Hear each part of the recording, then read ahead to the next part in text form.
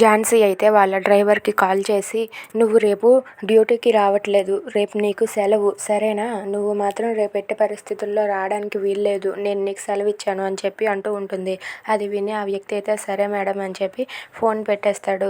ఇంతలో అక్కడ ఉన్న బాబీ అయితే స్కూల్ నుండి వచ్చాక స్వరాన్ని కలుస్తాడు. ఇక అమ్మాయి మేడంని కలిసిన ఆనందంలో, ఇప్పుడే మీకు మా అబ్బాయిని పరిచయం చేస్తాను ఉండండి అమ్మాయి మేడం అని చెప్పి అంటూ ఉంటాడు. దాంతో స్వర అలాగే చామంతి వాళ్ళిద్దరూ కూడా బాబీతో మాట్లాడుతూ అలా నడుచుకొని వస్తూ ఉంటారు.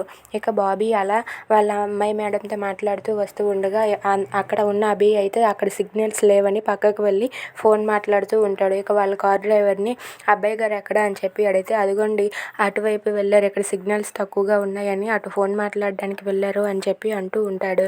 అది విని స్వర అయితే, ఎవరా వాళ్ళ అబ్బాయి మేడం, వాళ్ళ అబ్బాయి సారు అని చెప్పి అనుకుంటూ ఉంటాడు. ఇక బాబీ ఆ డ్రైవర్ అయితే, రండి బాబు ఇంటికి వెళ్ళిపోదాం అని చెప్పి కారు ఎక్కమంటాడు. ఇక అక్కడ ఉన్న బాబీ అయితే, ఉండండి ఒక్క నిమిషం, మా అబ్బాయి గారు వస్తే ఆ అమ్మాయి మేడంని పరిచయం చేస్తాను, వాళ్ళిద్దరూ మాట్లాడుకుంటారు అని చెప్పి బాబీ అంటూ ఉంటాడు. ఇక స్వర అయితే అక్కడ ఉన్న అభి ఎప్పుడు వస్తాడా అని చెప్పి వెయిట్ చేస్తూ ఉంటుంది. ఇక సిగ్నల్స్ లేక అభి అక్కడే అలా ఫోన్ మాట్లాడుతూ ఉంటాడు. If you like this video please like, share and subscribe.